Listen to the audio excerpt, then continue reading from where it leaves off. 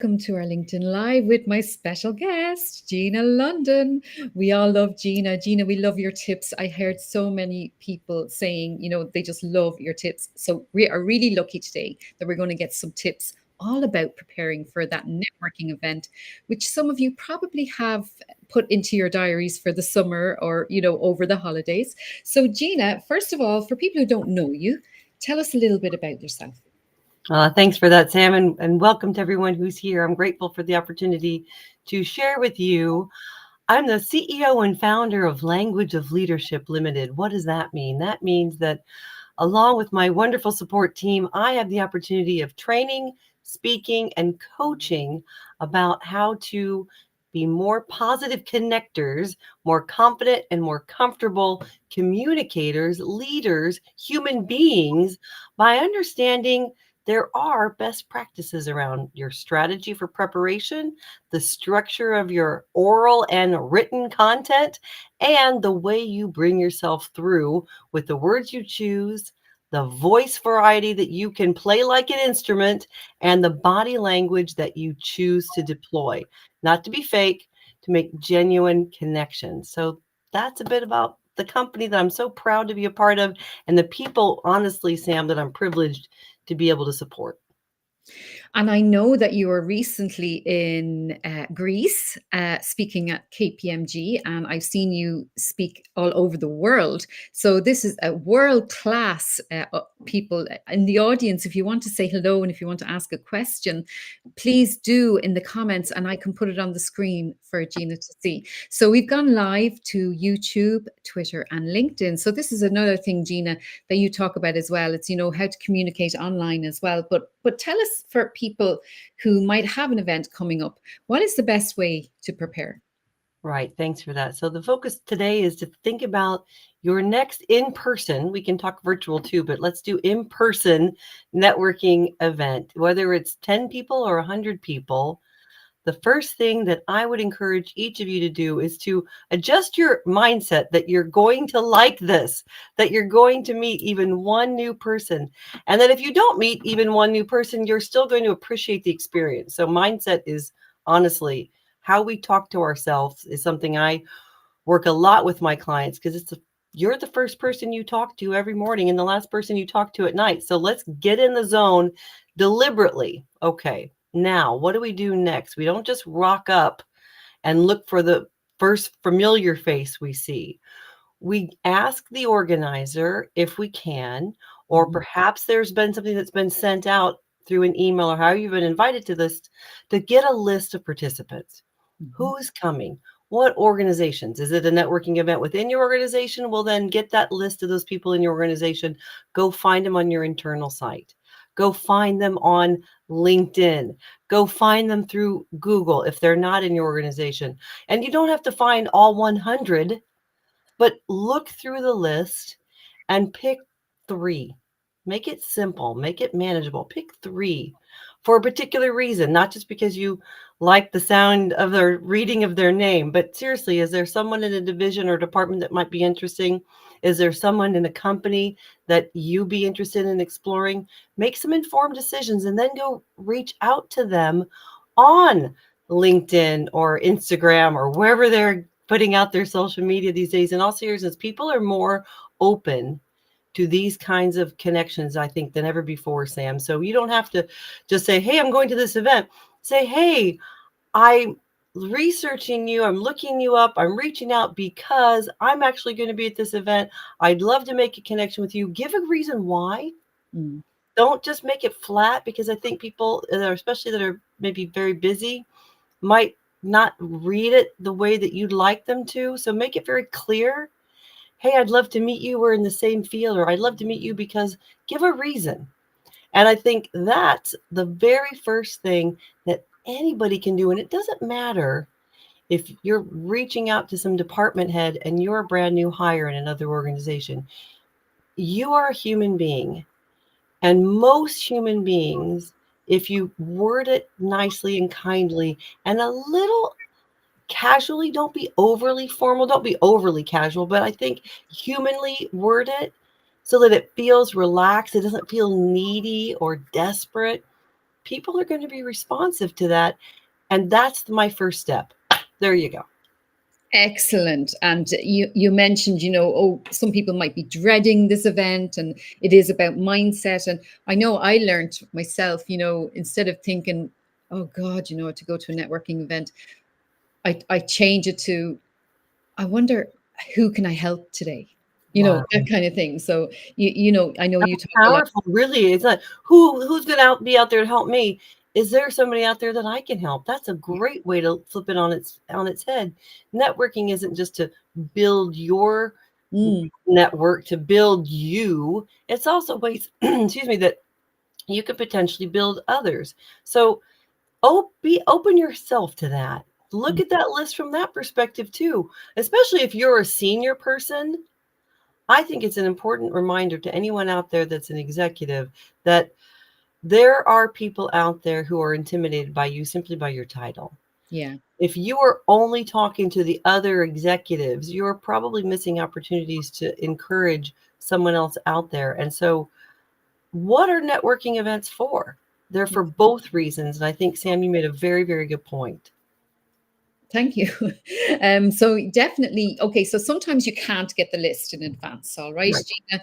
So some people don't GDPR, all of that. Sometimes they don't give the list in advance. So, have you got another tip for someone that has an event coming up and maybe is a little bit shy and won't know anybody there? Right. And so this is a nervous thing, and I've done a lot of work on this.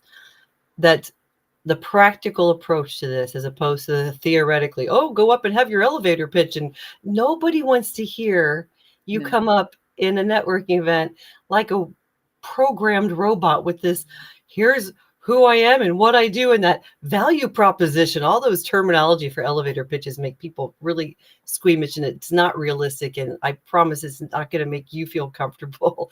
So what I would encourage is simply do this. When you come into an event and you don't, first of all, when you come into the event, look smiley, not overly smiley, but don't look down at your feet and rush over to the drink bar or the food table or whatever. Walk in slowly and scan the room with a little bit of a gaze, like you're looking around in confidence and comfort. Seriously, this is going to feel weird, but if you just walk in and look around slowly, as you're looking around, you're also deciding who's the closest group of people. And just before you think yourself out of it, walk over to that group, probably 3 people that are in that little circle that you think you're never going to be able to permeate, and simply do this. Don't stand outside and wait for them to acknowledge you, because if they're engrossed in conversation, few people, if they're even not purposely, they're probably just not paying attention. Few people are going to open that circle. So you walk to the circle with that smile, with that those shoulders back, and you walk up and try to catch the eyes of the first person that you see and simply say, hi, may I join you? Yes. That's it. You don't have to say, hi, I'm Gina. I work at whatever. I've come to this meeting. Hi, may I join you? Say it even as you're walking, like before you stand out there and then start to feel weird that you're not in the circle. Just as you're walking up, you're looking at their eyes and you say, hi, may I join you as you're walking up? I guarantee 99.9% of people out there are going to say, oh, sure. Yes. Then you probably want to say, I don't mean to interrupt, continue, please carry on. So that way you're not going, oh, I've just stopped their flow, and they're not feeling, oh, they've stopped our flow. They probably have not, unless they're in a heated discussion or really intense discussion, they probably are welcoming a breather to change the dynamic. Networking conversations can feel stilted pretty quickly. So if you can, hi, then they say, oh, hey, no problem. Come on in and say, I'm Gina. I'm from whatever. Great to be a part of, great to join you. Or what were you talking about? Make it natural is the key. We think Okay. sometimes over structure about this stuff. So then it feels stiff in the real situation. And that makes you talk yourself out of it and not do it. Yeah, and we've got some comments coming in actually, Gina. I love that. I love "May I join you?" It's so simple. I know, it's so obvious, and then some people would default to, "Can I join you?" And I'm a little stickler for the more polite, May. proper grammar of, "May I join you?" But look, "Can I join you?" It's fine too. But "May I join you?" I think is also a little more elegant, male or female, or however you identify as a human. "May I join you?" I think is just Yeah. implying politeness, implying positivity through the Mm, way that you say it, and your tone of voice too. Projection, a little smile. "May I join you?" Like, I'm expecting you to say yes. Okay. exactly. Love that. Invite yourself to the party. Absolutely, Natalie. Thanks for that. And then we have Michelle, who said she loves the suggestion researching 3 attendees in advance. That's a really good tip. Yeah. LinkedIn is great at seeing who's signed up. Absolutely. Even this event, and Brent is joining us from Canada. I know he has just joined us from Canada. Thanks, Brent. Hi, Brent. Um, so, the that's a really good tip, because there are people that really just don't like networking events, and I think sometimes it's about us, having a purpose. Why are you going to the event? So would that be something that people need to think about as well? Sure. The you can have a purpose, or you can also use your experience as part of the purpose. So if you might be required to do it as your company, then maybe you're not necessarily feeling like, "I've got my own identified purpose for it. I have to go there." But if you think about it from the standpoint of, what am I going to learn? Who am I going to meet? That is there an interesting person that I've not met yet, seriously, on this planet, who is going to be at this event? Maybe it's my own organization, but there might be one person I don't know that much about. Then Mm, maybe you're in a room where there's a lot of people you already casually kind of know. Think about how I can get to know something more about that person, and try as much as you can to relax. Everybody, most people can tell you their horror story of when they were the only female walking into a sea of gray suits. That's not my story. That came from someone else years ago, and how she really hated it, or how they didn't know anybody else at all, and they went right over to that drink table, like I mentioned. The first time I went to a networking event for a big speaking, it was all the speakers at a big high profile event. And yes, I was one of the speakers, but I didn't know anybody else. And some of these speakers on the speaker circuit seemed very chummy, like they already knew each other. And I didn't take my own advice. And the first person I saw was the photographer. And I went over and talked to him for a little bit. And then I got my courage and I went over and introduced myself. And people were kind. But yeah. we can talk ourselves out of this stuff a lot. So my biggest encouragement can be is take action, get out of your thoughts, open your mouth, practice this stuff. "May I join you? May I join you?" Out loud, even as you're driving or taking the bus or whatever to the event. Maybe not too out loud on the bus, because people will look weirdly at you. But May I join you? the muscle memory of some of these phrases is really important, because when you're in your head and you've just intellectually thought about it, and then you get into the actual nervous situation, it doesn't always engage. So muscle memory and exercise it beforehand, so it's more readily able to come out in the actual event. Excellent. And how do you feel about having business cards? Oh gosh, that's a great question, because people don't use business cards that much anymore, which is disappointing, because I still have a stack of business cards in my closet from before 2020. QR codes, Yeah. people really like. Have a metal business card, or a small business card that has a QR code on it that connects you to their LinkedIn, or connects you to something. If it is a culture that still uses business cards, by all means, I think I'd have them and not need them, as opposed to being asked for one and not have one. So I think as we're in a bit of a transition, it's Mm, good to have a couple of options, so that you can not feel like you're the only dinosaur with the card, or conversely, the only person who didn't bring a card, when people are still wanting that tangible, tactile experience of holding a card, which, depending on what part of the world you are in, mm. some people are still using those cards, whereas some people are going straight to a click and share. And one mistake I see people making is, I actually, Gina, you know the trick with the QR code with LinkedIn. So definitely, folks, if you're watching, if you click search on LinkedIn and then click the QR code, people can scan your QR code. But a little advice there. This is just from me now, not Gina, but like, No, it's great. This is if you actually message the person straight afterwards and say it was lovely to meet you, then person later as well. So that's another little tip. And Natalie says she loves the LinkedIn QR code as well. So yeah, so I know that one big mistake people do make, I see, is they just come straight up with their business card. So you would advise against that? Oh, I wouldn't advise that. Of course, that's the same thing to me, is that overly rehearsed elevator pitch. It feels, unless you're in one of those, this is a networking event for other professionals to meet other professionals. And I mean, it's been structured like that, because sometimes there are, I remember, I'm trying to think of the organization when I lived in the States that was the small business development organization. And they were really, their culture was encouraging you to come right up with a card and have your elevator pitch. So again, know your audience. Yep. And be flexible in the moment. See, this is where you'll be able to take the cue.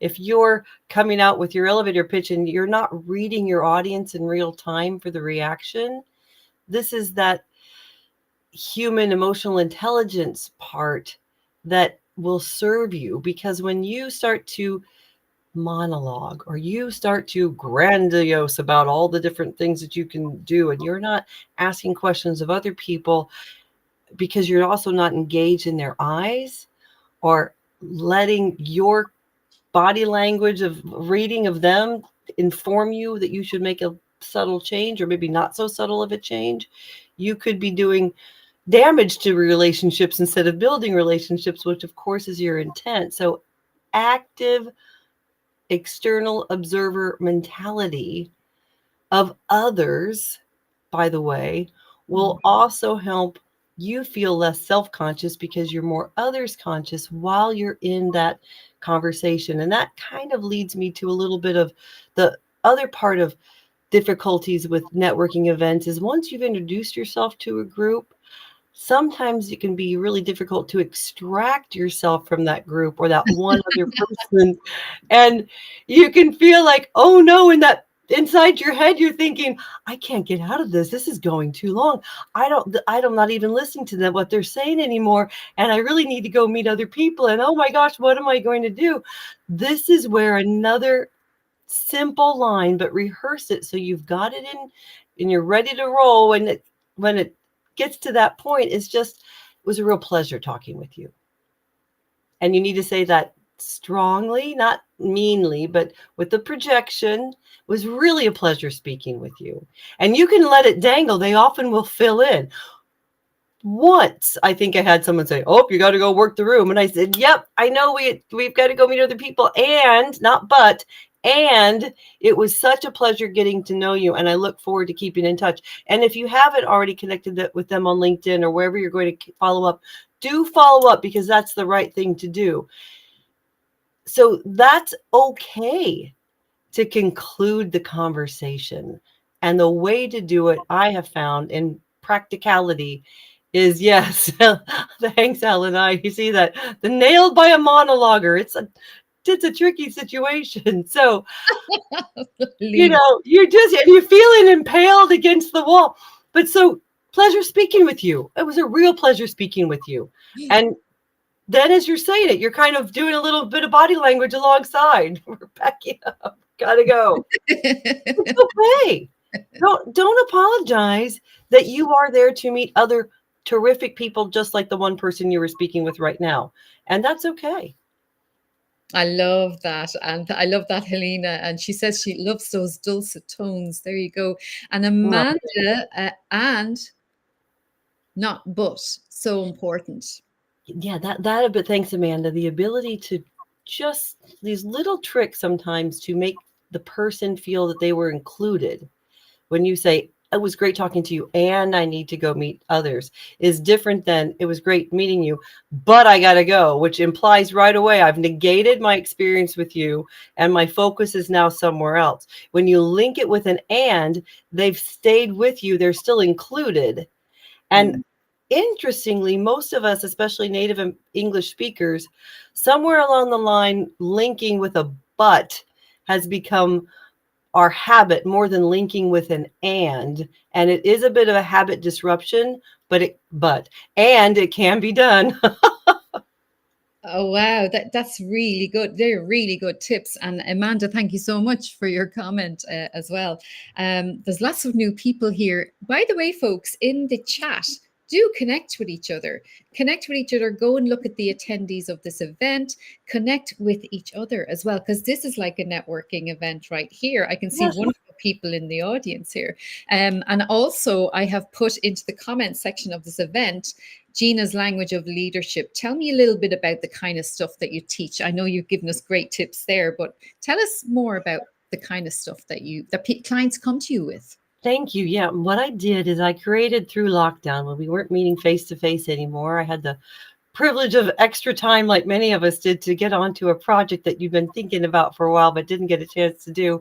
So I put together a video library of micro lessons about 3 minutes long with an exercise to help reinforce the learning through it. So there's 120 videos designed to take you through a self-guided journey of awareness and application on how we show up. We talk about networking. We talk about presentations. I explore storytelling. I even explore gamification and team building and a little bit of that social media application and our brand outside of those one-on-one meetings. And I'm really proud of it because it's affordable to get into my academic library of videos, and it does help bring you incrementally through your awareness and your application. And again, I'm a practitioner. I love academics and I love theory, and I do tie a lot of my work to that. But the tips and the strategies and the techniques that I give to my clients and you as a client on languageofleadership.org, the platform, the academy, are immediately applicable, whether you're an executive wanting to do that 1% of polish, or you are a brand new student out of college wanting to find that first job and think about how do you bring your best version of you to an interview. I promise you there are real, practical, immediately applicable tools and strategies that you can use right away on that platform. Thanks so much, Sam. Oh, you're welcome. It's sometimes difficult to do a course or find the time to do a course, whereas your course you can just do whenever you want, like, and I love that. So definitely do check that out, folks. We have 80 people watching us, Gina. 80 people. Thank you so much. And Helena has said, which I agree with totally, and I think everyone agrees with. Sounds amazing, Gina. I love your style and grace. Thanks, Helena. Now, if anyone has a question while we have Gina, quickly. Megan says, love the approach of getting out of your head and the purpose of why you may be attending an event and instead just giving yourself the chance to take interest in the people you're meeting with, no expectations. And, the best opportunities come out of authentic connections. Yeah, I totally agree with you. And I've seen Gina at networking events, and I can assure you that everything that she has taught us there, she does with grace. So, yes. And to that, Sue, I'm sorry to cross over you, but I just want to point out the fact that this doesn't come natural to me. I grew up with a bit of shyness, believe it or not. And certainly I don't think anybody just automatically loves the idea of going up to a random stranger and thinking, are they going to judge me? Are they senior to me? Do they have better clothes than me? We are in our heads on all sorts of stuff. And I don't think it necessarily changes just because you've got a new title. I found plenty of executives and CEOs who say, I have a real hard time with this. I know my title says I should, but my internal feelings tell me I don't want to. So if anything I can share is that you are not alone. This is a very common, and it's not just you do one and then you feel great. You continually have to go through that process to psych yourself into it, to actually go to the event, walk in the door, walk in the room. I mean, each one of these things can be anxiety inducing or triggering. And it happens. It does. So when you have little ways to break it down so that it doesn't seem monumental, if you can reach out to 2 people in advance, that's great. If you know the organizer and you can't get the whole manifest list, but they can make an informal introduction to you, that's also like a little email. If that person GDPR wise says, sure, introduce me to this new person. That's another thing. When I was brand new to Ireland, I signed up for a networking event and I reached out to the president of the organization. Now, I didn't know this person, but I went to the event and said, who's the president? I sent a message to that president and said, hey, you give a hook of why you're coming. And I said, I was interested in your speaker. And she said, oh, I'll connect you with the speaker. So she actually made that introduction beforehand. So when I was going to this event, which had hundreds of people, I didn't know one single soul, but I at least knew the name and a photo of the president and a name and the photo of the keynote speaker.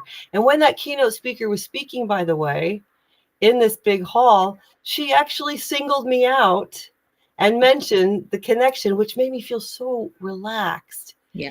So you never know if you go, but you know if you don't go, that there's nothing's going to happen. So take those little Absolutely. steps. Yeah, take those opportunities. Kareem says a lot of opportunities absolutely come out of networking. He was also shy in his secondary school days. Attending a training from Gina in Nigeria that changed me a lot. Isn't that lovely? Thank you, Kareem. Thank you, Kareem. Some of my most rewarding experiences was when I speak to large groups. And as Kareem was mentioning, I've been to Lagos and other cities in that country a number of times. And let's say, for example, folks, listen to this. There are 10,000 people in a particular event. And I say, and a lot of other people will say this in events or at networkings or things too, please reach out to me. Please ask me a question. Follow me after. Send me your CV. I'm able to have that coffee. Take them at their word if they do that, folks. And then you be the one that follows up, because I can tell you that example of the 10,000 was in 2014. I was speaking at this big event in Lagos, and I said, they were college students at the time, and I said, if you send me your CV, I will connect with you. And guess what? Out of 10,000 people, 3 people sent me their CV. And I don't think it's because they were slackers. I think because we get busy, we forget, we talk ourselves out of it. But I've kept in contact with the people that continue to reach out. And this is, I think, in our grasp. Most of us, I think, talk ourselves out of connections rather than the person that we were looking at is the one that talks us out or talks us away. Do you know what I mean? So we often are our biggest impediment to our own growth, and it often is right in here and not in reality. And that's why, if you are shy, and like these tips are really good. I'm just going to repeat some of them. Contact the organizer, get a list of people and pick 3 people, and have a reason to go there. Obviously, clear in your head. May I join you? That's the sentence you said that we should use if there's a group of people. Easy And That's and your if easy opener, yeah. the opener. And then the other one is if you need to get away from someone. I mean, if you want to leave the conversation. When it's time to move And it's on. time to move on. Yes, I like that. It was really a pleasure speaking with you. And instead of but, wasn't it? Correct. Right? Yes, ma'am. Yes. Okay. Dara says, great advice, Gina. Thank you. I have one quick question, though, just in case people are wondering. What if you're going into a networking event and there's someone there that you really don't want to see, maybe someone who doesn't like you or you don't like them or something? What advice would you give there? I know that I go anyway, but I don't feel comfortable. So have you any Well, advice? gosh, this is a very complex question, and the amount of time we have left. Okay. First of all, folks, it's situationality. So I'm going to give a couple of answers, knowing that there might be other nuances here, and it's important. You're there for your own reasons. Keep your purpose and your poise in the forefront of your mind. Yes. Whoever that person is, I mean, if it's your boss, that's a whole other that's a whole other situation. If it's a competitor, if it's a person that's been a naysayer in the past, you're not required to have a conversation with that person. You probably should not make an obvious avoidance of that person, because that's not going to reflect well on you. Yes. If you see that person from across the room, you may be poised, polite, and purposefully moving somewhere else. Yes. Sam, it's wonderful to see you. Now, the word wonderful, I suppose, is disingenuous, but let's make it human, at least civil. Civility sometimes requires us to be in public what we should be, right? So, Sam, it's wonderful to see you. I'm just going over here. You don't have to stop. Keep moving. I would give a smile. And if they're from far away, I'd give a smile and a nod, and I keep moving. Yes, that's what I Or do. if Yeah. there's no choice, Yeah. if you're too close, if you're in the circle, they've come and joined you, put your thumb in your palm to keep yourself disrupting any poker face indications that you don't like them, and keep it pleasant, keep it short, and it was a pleasure speaking with you. Move on. Brilliant, brilliant. We're running out of time, folks. So I know there's a great question here from Natalie. Do you make a conscious decision on what color to wear to a networking event? I do. Absolutely. That wouldn't necessarily be just the color, but the cut, the culture is going to indicate the time of day is going to indicate, is it an indoor event? Is it an outdoor event? I am always going to be at or just one step above whatever is the attire. So if it's smart casual, I'm going to probably be in more smart and less casual. If it's cocktail, I'm still going to be, for me, I'm still going to be classic. That's Yes. I know my brand. If you're an art museum director, then you're going to be reflective of that brand. If you're a rock and roll star, you're going to be reflective of that brand. If you are a young corporate wannabe executive and you rock up in cargo shorts and a wrinkly t-shirt, that's probably not going to be good for progressing your career. If you're in a, think about what the execs of that area are going to wear and reflect yourself on that. Express yourself. Don't blend in so much, but be comfortable, be classy, and have something that you feel good in. I often wear the same couple of dresses to different events with different audiences because I know it's easy. I feel great on it. It drapes on me properly. I feel good. And most important of all, and this is going to be cliche, put that final accessory of a smile and a confident, poised face when you are also attending that event. Absolutely. And I totally agree with you. And I know Helena has one question and then we're going to wrap up. And thank you all so much. This is wonderful. Thank you so much. How do you join a group standing talking? So that would be the may I join May I you? join you? You walk right up with not too fast of a pace that makes them startle, and seriously, and not too slow of a pace that gives you time to talk yourself out of it if you don't see them open for you. Most of them will not open for you, those little groups. So walk close enough, and as you're getting really close enough, say, hi, may I join you? That's it. I've never found anything else that works as seamlessly as that. And it seems like it's that obvious thing right beneath our nose, but we don't use it often enough. So try that. I think that will watch that group open, and then you can be in charge of what happens next. Wonderful. Thank you so much, Gina. Gina London. I put up her Twitter account and I've put up the website, so languageofleadership.org. Definitely check that out and follow Gina on Twitter if you're on Twitter or X, or connect here on LinkedIn. And thank you all so much for joining us. And Gina, have a lovely rest of your evening. And everybody, we'll see you again on the next LinkedIn